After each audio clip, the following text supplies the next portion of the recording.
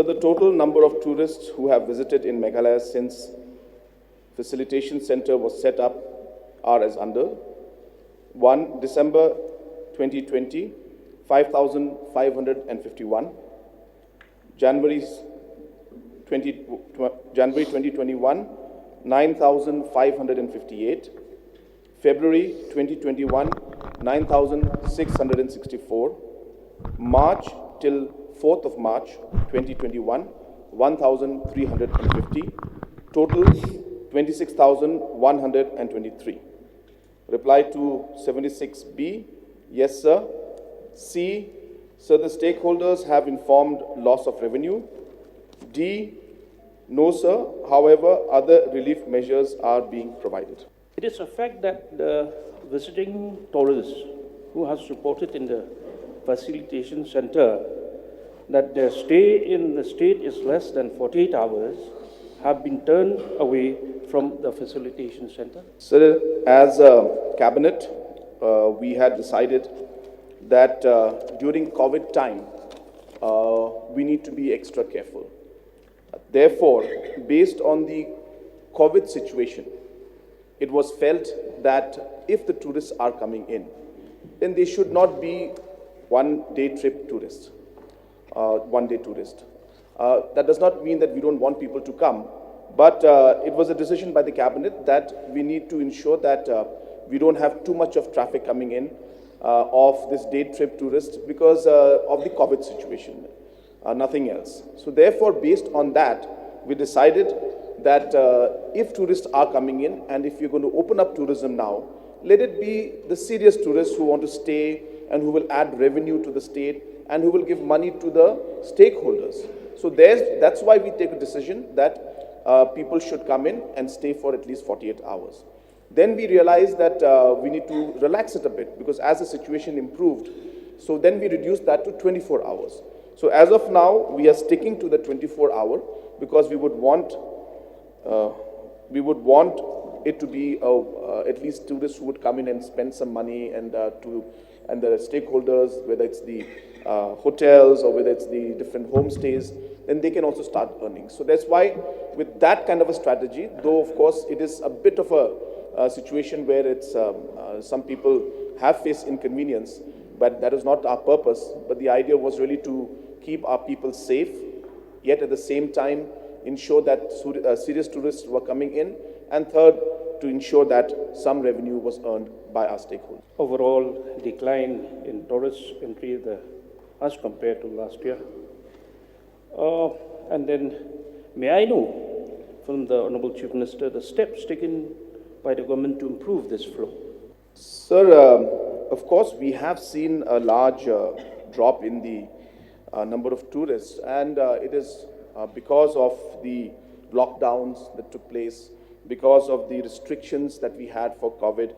And of course, last year was a very, very difficult year for all of us. And the tourism sector was one of the first to be hit and one of the last to recover also. So therefore, it's a very difficult situation for our stakeholders in the tourism sector. So there is no doubt that it's challenging. So there is no, I should say, one reply to what the Honorable Member has asked. It's a process. So therefore, apart from the fact that a strong, aggressive marketing and information was passed on to the tourist, the fact that we are starting and pushing the flights from different metros, the fact that we are now creating, for example, we have just started the process of creating very, very high resolution and good quality videos for the different tourism locations that we have, so that then we can start marketing it. We have started investing a lot in the infrastructure. We have started training different people through different government schemes. We use this time where we could train our stakeholders from different homestays. So these trainings are taking place. So there are multiple factors that are going on. We have worked in this last 1 year to clear the externally aided project from NDB, which is amounting to 700 crores. All this will be invested in the different infrastructural projects that are going on. We will be also upgrading the overall infrastructure in the rural areas through this project which I mentioned about Southwest Khasi Hills, as well as in East Garo Hills. In Nokrek will be additional EAPs that we'll be taking up. So like that, sir, so on and so forth. There are multiple aspects that we are going into. We have created this very, very user-friendly app. We have now connected the different travel agents to these apps so that then the tourists will be able to easily register and connect to different programs and stays. So for example, earlier the tourists used to struggle to figure out what they will do when they come here. So they used to just depend on the taxi driver or the hotel person telling them. But now we've actually taken the step to create a complete circuit for them, day-wise itinerary for them. And we've put this on the website. So tourists can actually click and choose and say that, that we want to go for this program. So all this kind of integrated effort is going on to connect it. So there's no one answer to this, but it's a complete process. And this year is very crucial for us because a large number of these infrastructural projects will be implemented this year. Last year, we spent a lot of time in doing our homework and strengthening our different manpower here and overall increasing the investment flow into the sectors. So the EAPs were worked on, all these and so on and so forth. So it's a very broad reply. Since he asked me the question, I didn't have a choice. I had to go into all the details. Okay. Yeah, there are a lot of reply for improvement of tourist. Anyway, so the impact of the stakeholders, in the last 1 year, they have suffered a lot of homestays, and then, small-time youth, they have taken a loan and then to start their homestays, to start their ventures in this sector. And may I know from the government, what type of this relief has been provided by the government to these stakeholders? What type of this relief, sir? Sir, of course, as I had mentioned in the primary reply, that there was no specific proposal to give a general relief to everybody.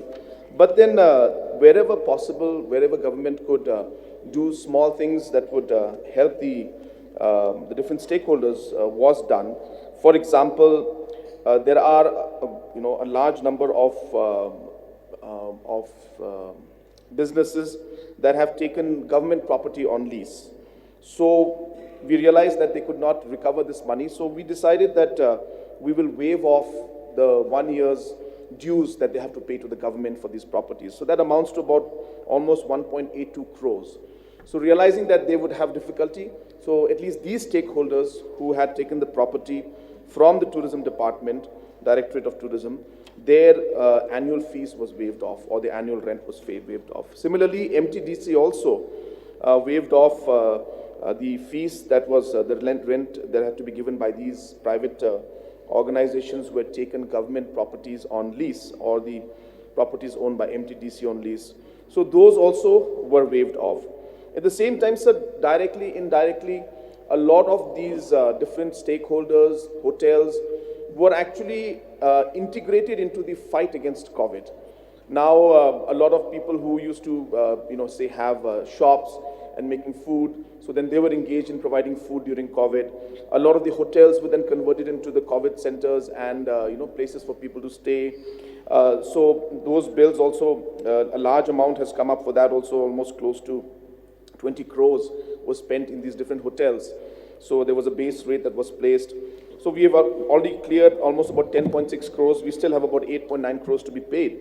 But point is that these are ways in which we involved them during the COVID fight, and the benefit of that went to them. But this is the way we managed to support them.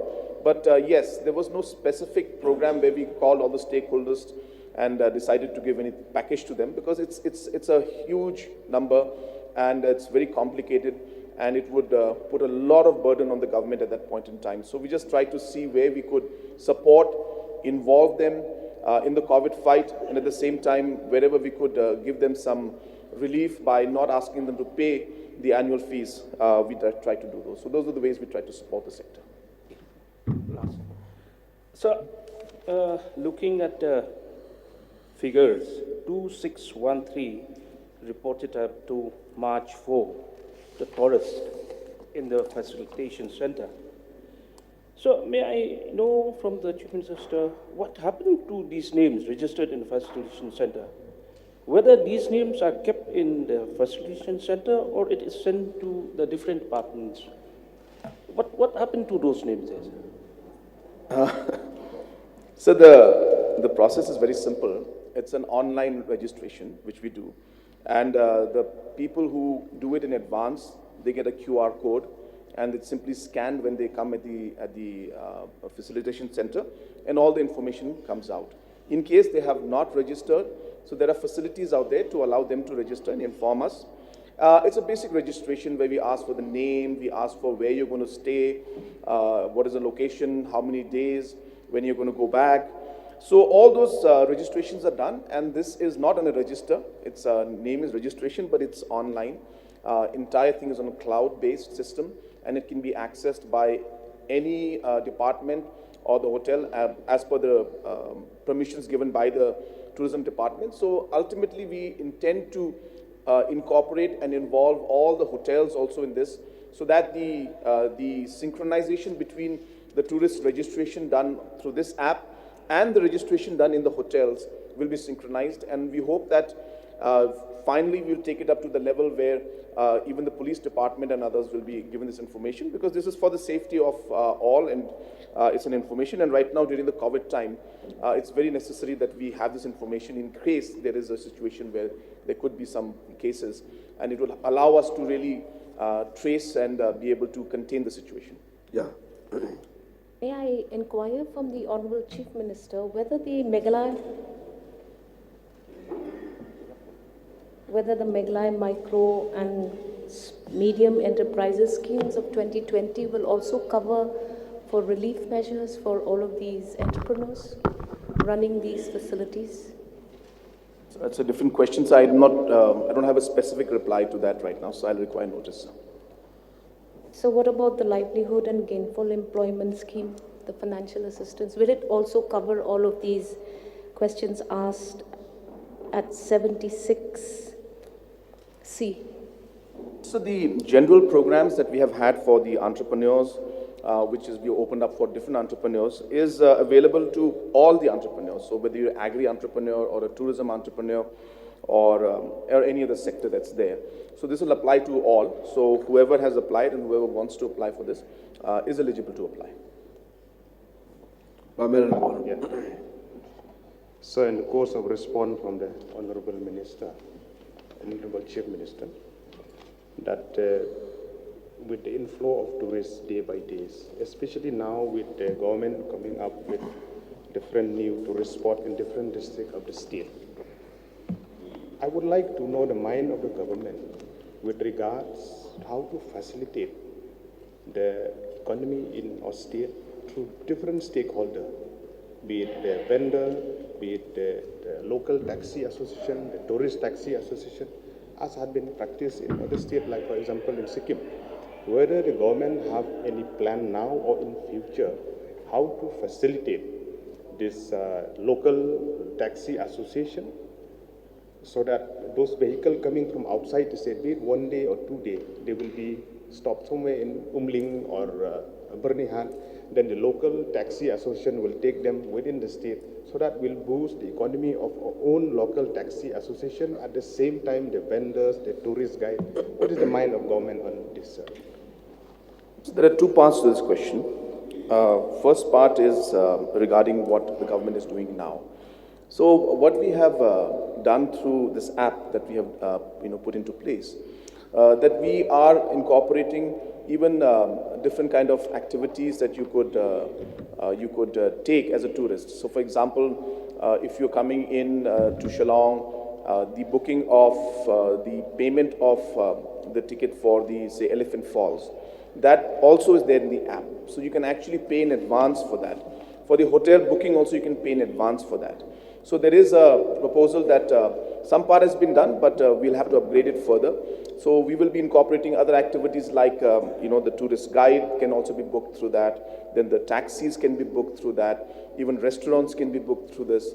So it will become a one-stop shop for the tourist where he or she will be able to make all their bookings, including taxis, in advance. So that will ensure that there is a preference in a one way for our people out here who register with the system, and the local taxis obviously will see a benefit out of that. So that is a very, very important thing, and we are also engaging with the local taxi associations to ensure how we could connect them better with the tourists so that tourists will be able to very easily connect to them. Also, we are working on ways in which the taxi drivers' overall skills can be also upgraded. So a lot of, a lot of our members and others also who have traveled in different locations will realize that taxi drivers in other countries and other states are actually even tourist guides. So half the experience of a tourist is actually through your driver who's driving you, how they should be courteous to the tourist, how they should be nice to the children, how they sometimes just bring chocolates to the children. These are small things that really affect you, but it's a major way of, it's small things you do, but it has a huge impact. So realizing that, we realize that the taxi drivers will play a very important role in creating the right image of the state's tourism in other parts of the country and to the other tourists. So we realize that importance, and we are working in, as I said, to ensure that the skills are upgraded from not just being a driver, but also being a friend and a tourist guide to the tourist to create the right impression for the tourism sector in our state. So the second part of the question which you mentioned was regarding the having an understanding where we allow the taxis from outside the state to stop somewhere and then the local taxis take over. Now, so this obviously is a suggestion which we have been really discussing and talking about. But we do realize that once we start doing that, then it might have the flip side effect also, where suddenly our taxi drivers who are going to drop people to, say, Guwahati airport, will then be stopped at Umling and say, well, we'll take over from here. So there are some associations will say, well, now our Meghalaya taxis will stop in Umling, and there are some counterparts will take over. I don't know if that will be something that would be very nice, and it may just create a bit of a roughness also. At the same time, equally our drivers also will lose. So we have to realize that there is always a flip side to a suggestion like that. So we are examining, we are seeing if there is some way where we could give the preference, but without really letting our people and our taxi drivers also lose out.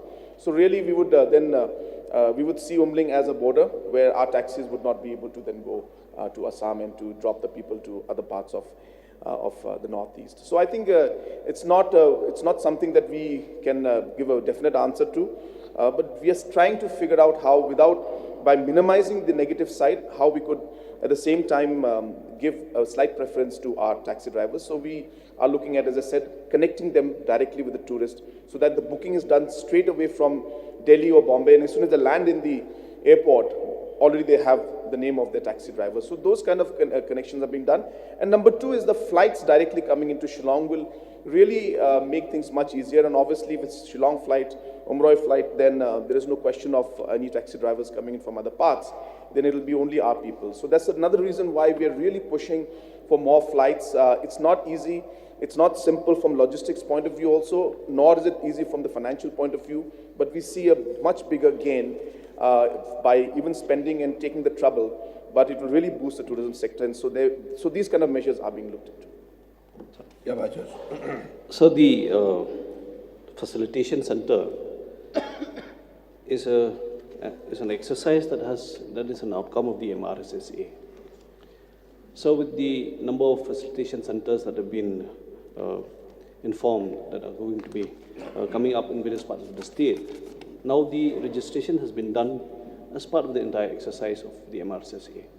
But then in the due course of the reply of the Honorable Chief Minister, the police stations came at last of the submission, that the data will be shared with the local police stations after the entire exercise of hotels, cabs, and all the other facilities have been looked after. So what is the intent then of collecting the data and then not following up with the objective of the MRSSA for facilitating the visiting residents and the visiting tourists, and also bring in the safety and security measures that was the entire objective of the MRSSA, sir. So do we see the MRSSA being implemented, sir? Sir, the question, in fact, is not in the right line in the sense that the current registration that is taking place is from a COVID perspective. We are asking tourists to register in the tourism app and the tourism website to monitor the movement in case there is a situation where there is any kind of a COVID outbreak.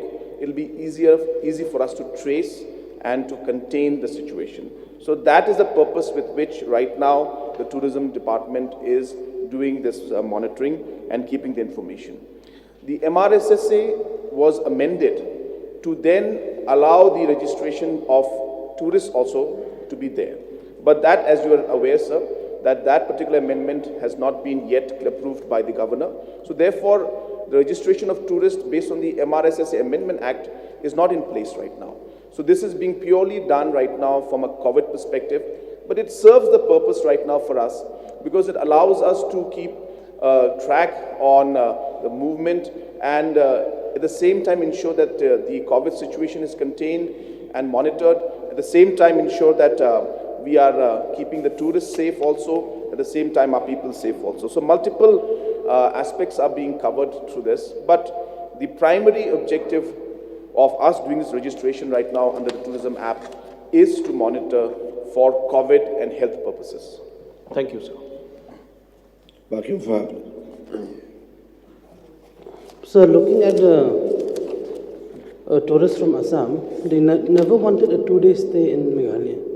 What they do is they come on Saturday morning, stay for the night, roam Sunday whole day, then evening they go back. So kindly review this 2-day stay so that the inflow will be more. So we have already done it. It's 24 hours now. Okay, thank you.